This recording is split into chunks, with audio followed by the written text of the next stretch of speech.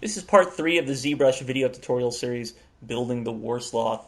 In video 3 here, we already have a slightly more sculpted form, which in previous videos I've created inside of Zbrush entirely from scratch using Z-spheres. In this video, we're going to take a look at using a couple of brushes to create a little bit more detail onto the form. I love to use brushes like the clay brush to really sculpt in some of these very basic details.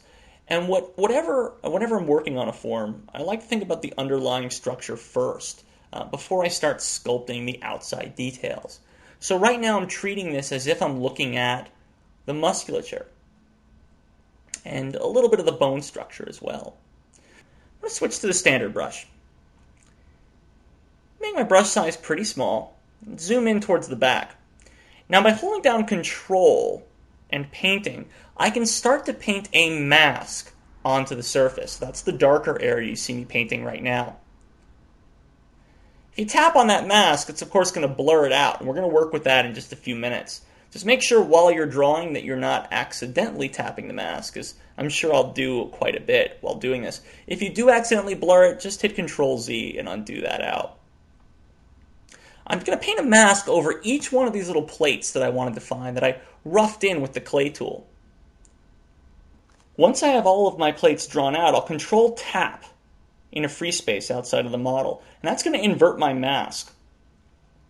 I can again click to blur it, and with the snake hook brush, a very sort of large brush size, I'm going to be able to pull these outwards ever so slightly to get a little bit more definition to these back plates, these scales. And it's going to be a very quick way to allow me to accentuate this detail. When I'm done, I'll just Control drag outside of the model, and that will remove my mask entirely. If I want to accentuate a little bit more detail, I could always go back in with my mask and start working downwards around it as well. Again, I've reversed my mask, and I can now sort of push in around these scales and pull out, and that's going to help me sort of define a little bit of that connecting edge between where these scale parts sort of meet the back. And there we are. Next up, we'll have part 4 of the video series. We're going to take a look at creating the topology for the model. The Z-spheres do a pretty good job of it, but we're going to have to retopologize our form. That's what video 4 is going to cover.